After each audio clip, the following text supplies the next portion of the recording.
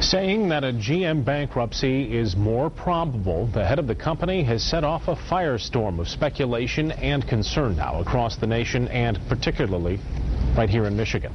24-Hour News 8's Rick Alvin at the live desk with a look at the impact and what impact this bankruptcy might have.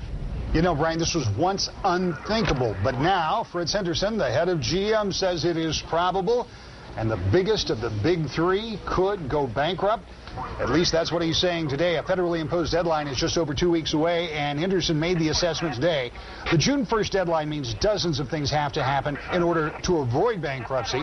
The company has to reach concessionary agreements with unions, persuade thousands of bondholders to exchange $27 billion in debt for only 10% of GM stock. By the way, the government says that cannot be upwardly negotiated. They have to cut thousands of dealers, close plants, and lay off more salaried workers. It's a tall order, but then putting GM through a bankruptcy would be a big undertaking, too. That's according to Cooley Law School's Derek Whitty.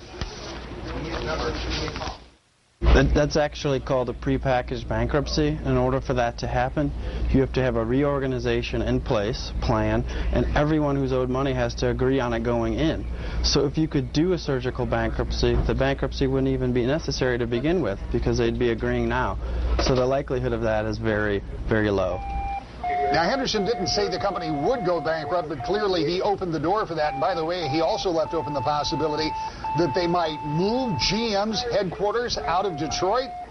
He didn't say no to that today. Now, obviously, this coming just a couple of weeks after Chrysler goes through this has a real chilling effect on the auto industry. And if GM did go into bankruptcy and did something like that 60-day hiatus like Chrysler, it could have a really chilling effect, clearly, on the workers and on the company and on the communities.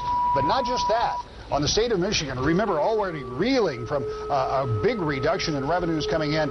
Any kind of disruption to GM could have a big, big impact on the state as well. We'll continue to follow this online at woodtv.com and, of course, here at 24-Hour News 8. Back to you.